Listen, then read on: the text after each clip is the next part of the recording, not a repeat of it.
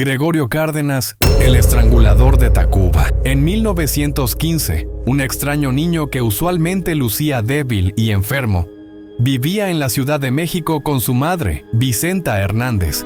Se sabía que la relación entre ambos siempre fue difícil, pues ella reprimía al menor desde que tenía memoria.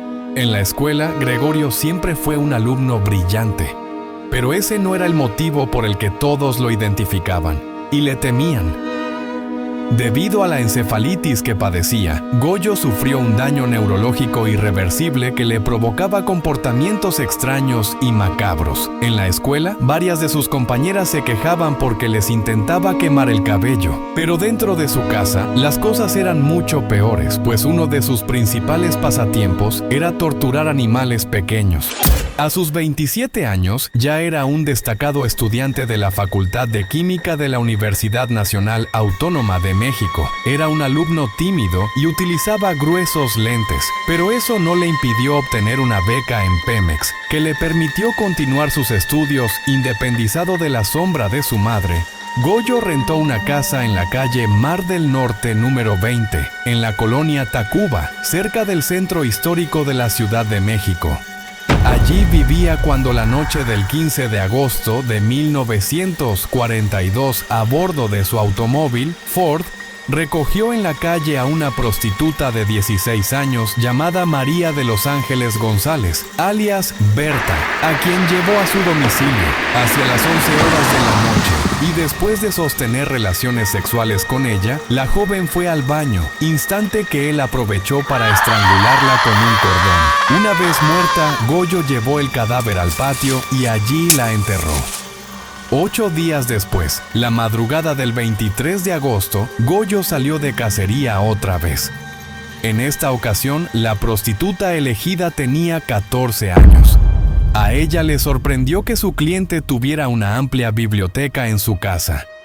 De hecho, tras terminar el acto sexual, se dedicó a mirar algunos de los libros de Goyo. Mientras ella los miraba, él la atacó con el mismo cordón. A las 5 de la mañana ocupaba otro sitio en el patio de la casa de Mar del Norte. Fue identificada originalmente como Raquel González León, pero esta chica apareció viva meses después. Para entonces, su hermano había muerto de un infarto por la impresión y la víctima había sido enterrada con su nombre. ¿Quién era la mujer ultimada esa noche por Goyo? Su identidad jamás se averiguó. Goyo esperó solamente 6 días antes de ir a buscar una nueva víctima.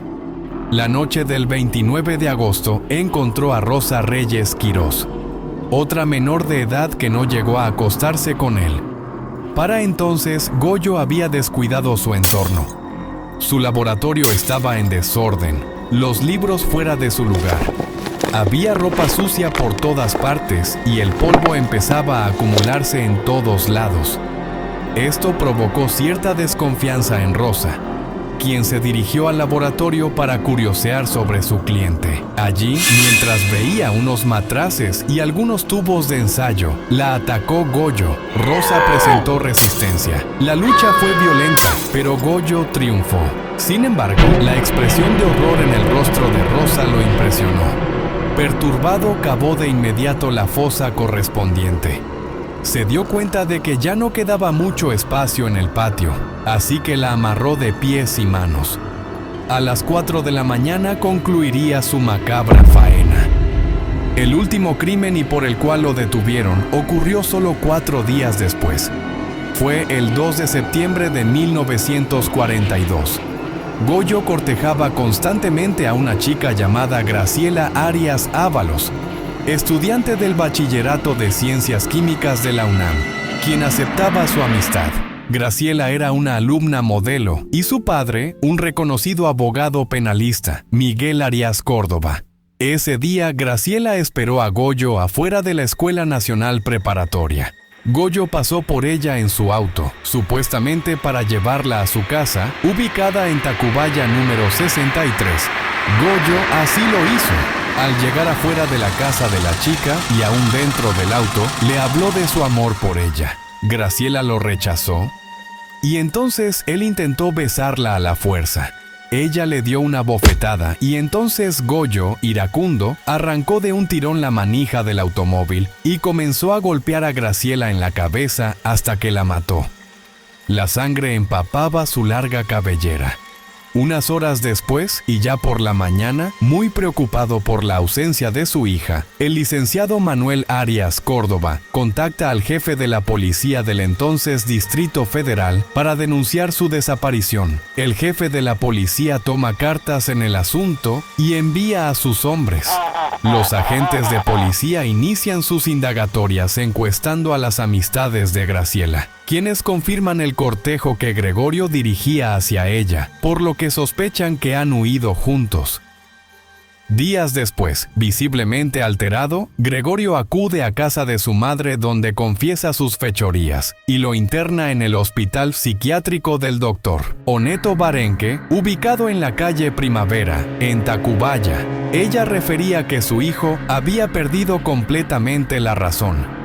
A las 3 de la tarde de ese día, la policía, acompañada del Goyo, entró a la casa de Mar del Norte número 20 y de inmediato encontraron una escena terrible. 2 piernas putrefactas emergiendo del suelo, provenientes de un cadáver enterrado superficialmente en el patio trasero. Excavaron y hallaron los 4 cadáveres. Goyo los iba guiando. En su cuarto de estudio, los investigadores hallaron un diario, escrito de puño y letra de Goyo que decía: el 2 de septiembre se consumó la muerte de Gracielita. Yo tengo la culpa de ello. Yo la maté. He tenido que echarme la responsabilidad que me corresponde, así como las de otras personas desconocidas para mí. Ocultaba los cadáveres de las víctimas porque en cada caso tenía la conciencia de haber cometido un delito. El 13 de septiembre se le dictó auto de formal prisión y fue recluido en el Palacio Negro de Lecumberri, en el pabellón para enfermos mentales. Quien lo viera entrar al penal ese sábado al mediodía, pensaría 2 veces antes de afirmar que él era el monstruo que había estrangulado a las 4 mujeres. Quien fuera testigo de su hablar pausado y sus finos modales sentiría una mezcla de rabia y desconcierto, de extrañeza y fascinación hacia un sujeto cuya naturaleza contradictoria había derivado en actos de tremendo salvajismo y crueldad. Sus abogados consiguieron que Goyo fuera trasladado al manicomio general de la Castañeda, supuestamente para recibir tratamiento. Allí le dieron electrochoques y le inyectaron pentotal sódico para determinar si realmente estaba loco o solo fingía. Inexplicablemente, de pronto Goyo obtuvo múltiples comodidades en la Castañeda, empezó a asistir a las clases de psiquiatría que ofrecía el director del manicomio, entraba a la biblioteca sin problemas, recibía visitas familiares e incluso se iba al cine con algunas amigas. El 25 de diciembre de 1947, 5 años después de entrar allí, Goyo se fugó con otro interno y partió rumbo a Oaxaca.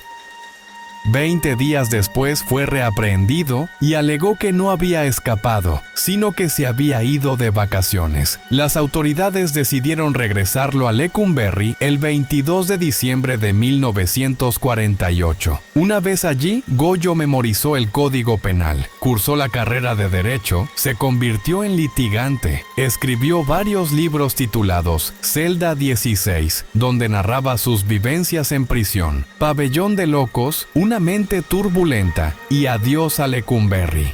En prisión, Goyo tocaba el piano que su madre le había regalado, escuchaba ópera, leía poesía, dirigió una revista y comenzó a pintar cuadros. En el penal se casó y tuvo hijos, a quienes mantenía con las ganancias de una tienda de abarrotes que puso dentro de la cárcel. Una vez declaró: "A mí me examinaron como 48 o 50 médicos. Unos señalaron esquizofrenia, otros una psicopatía, otros diferentes tipos de epilepsias, otros debilidad mental a nivel profundo, otros paranoia. Ja, cómo no".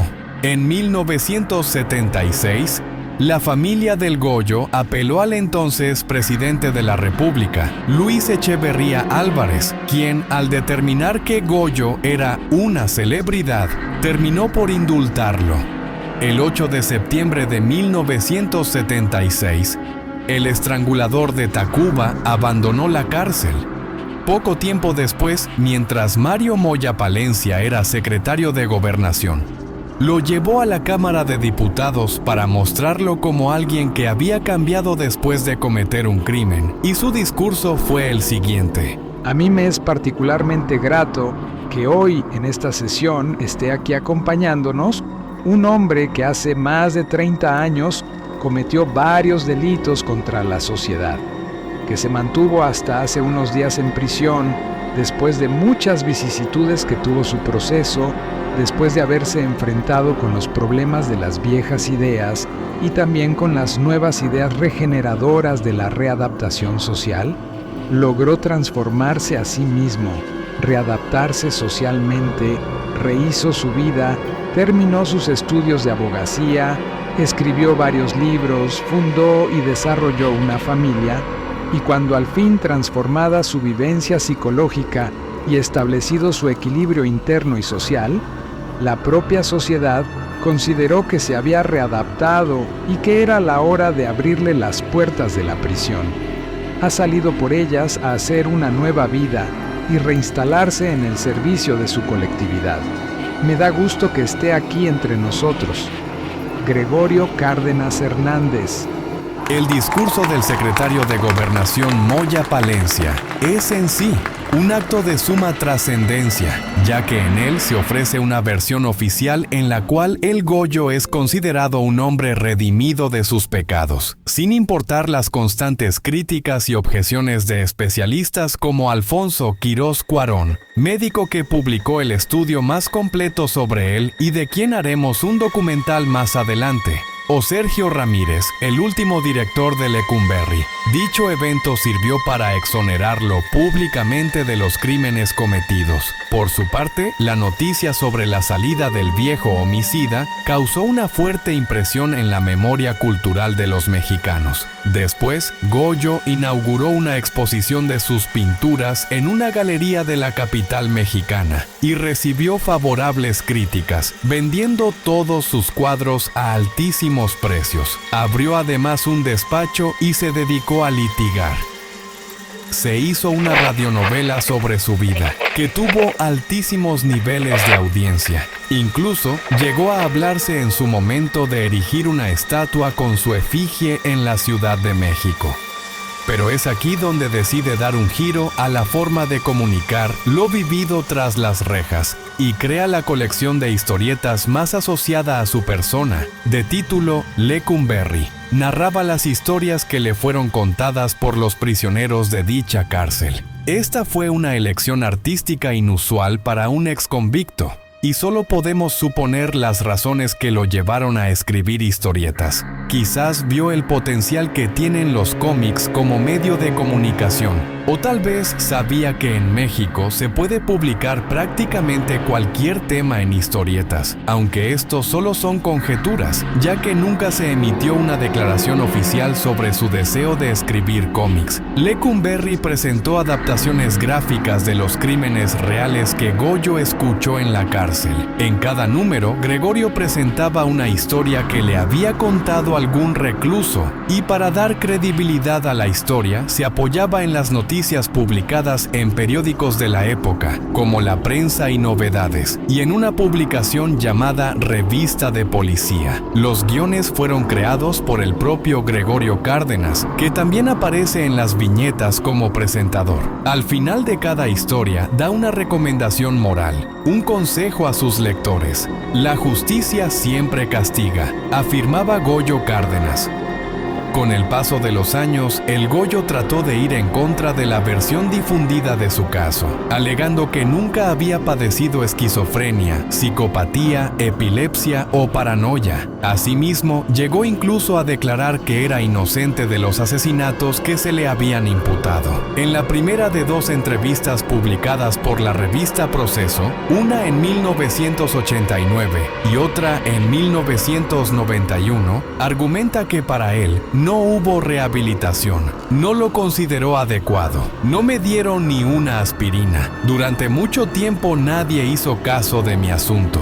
En la segunda, niega todo vínculo con los crímenes que se le habían imputado, recordando que al salir le dieron una hoja de libertad declarándolo inocente, porque según él nunca le fue comprobado nada.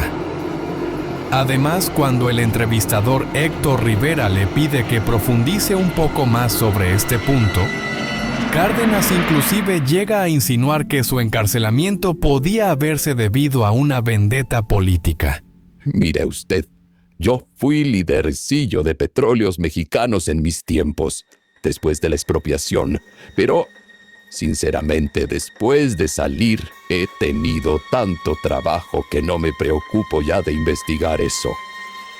Cuando el escritor Víctor Hugo Rascón Banda montó la obra teatral El Estrangulador de Tacuba, protagonizada por Sergio Bustamante, Goyo asistió a los ensayos y desde las butacas ayudó al director a corregir algunos detalles. Sin embargo, terminó distanciándose, molesto por el tratamiento dado al caso, y demandó al director de la obra por plagio, alegando que los derechos sobre la historia de sus crímenes le pertenecían a él. Goyo registró ante derechos de autor la narración de su caso.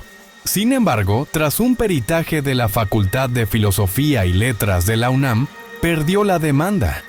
Años después, su vida se llevó al cine. José Estrada hizo una adaptación de su caso en la película El Profeta Mimí. Perdóname, pero es que ando tan mal que pensé que tú... Perdóname. Lo que sucede es que estoy tan cansada de esperar.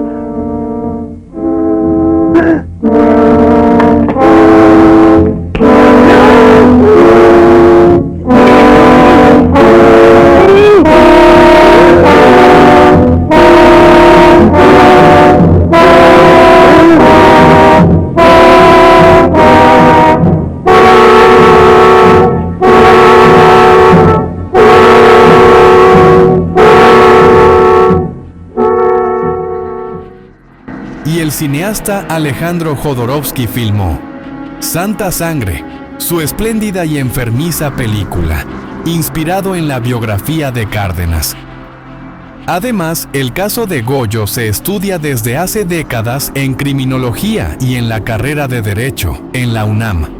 Gregorio Cárdenas murió el 2 de agosto de 1999 en un hospital de Los Ángeles, en Estados Unidos, y se convirtió de esa manera en el asesino serial más surrealista de la historia. Ha sido además el único homicida que fue becado por una compañía petrolera. Aguantó 34 años en prisión, estudió química, psiquiatría y derecho. Fue absuelto por el presidente de su país. Hizo carrera de abogado al salir de la cárcel. Protagonizó docenas de libros escritos por especialistas. Se dedicó a la literatura y la pintura triunfando. Colaboró en una obra teatral sobre sus crímenes. Tuvo su propia radionovela y su película de culto en la muestra de cine. Registró su caso para cobrar derechos. Y además, recibió un homenaje en la Cámara de Diputados, siendo señalado además como ejemplo para sus conciudadanos tras asesinar a 4 jovencitas. Citando aquella canción de Alberto Cortés. ¡Qué maravilla, Goyo! ¡Qué maravilla! Ha brotado un retoño de tu semilla. ¡Qué regocijo, hermano! Solo en México pasan cosas así. Y así nos despedimos por hoy. Si te gustó, dale like, para que no te pierdas ningún video. Suscríbete y sígueme en mis redes sociales para más contenido.